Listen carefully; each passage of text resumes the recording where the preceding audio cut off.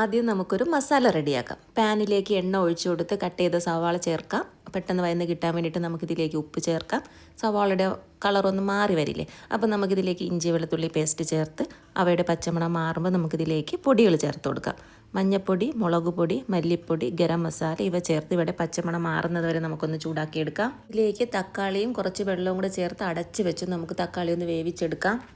നമ്മുടെ മസാല ഒന്ന് dry roast ആയി കഴിഞ്ഞാൽ നമുക്ക് മല്ലിയില കൂടി ചേർത്ത് ഫ്ലെയിം ഓഫ് ചെയ്യാം.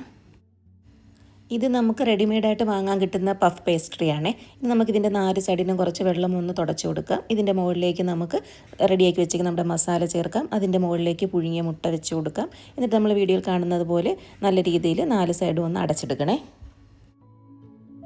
നമുക്കിതിൻ്റെ മുകളിലേക്ക് മുട്ട ബീറ്റ് ചെയ്തതും കൂടെ ഒന്ന് ബ്രഷ് ചെയ്ത് കൊടുക്കാമേ. നമ്മുടെ പപ്സിന് നല്ല കളറും ഗ്ലേസിംഗ് ഒക്കെ കിട്ടാൻ വേണ്ടിയിട്ടാണ്. ഇനി ഇതിനെ എയർ ഫ്രയറിൽ വെച്ചിട്ട് 180 ഡിഗ്രിയിൽ ഒരു 15 മിനിറ്റ് നമുക്ക് ബേക്ക് ചെയ്തെടുക്കാം. ഇതിൻ്റെ ഡീറ്റെയിൽഡ് ആയിട്ടുള്ള വീഡിയോയുടെ ലിങ്ക് ഞാൻ ഇതിൽ ഷെയർ ചെയ്തേക്കാമേ.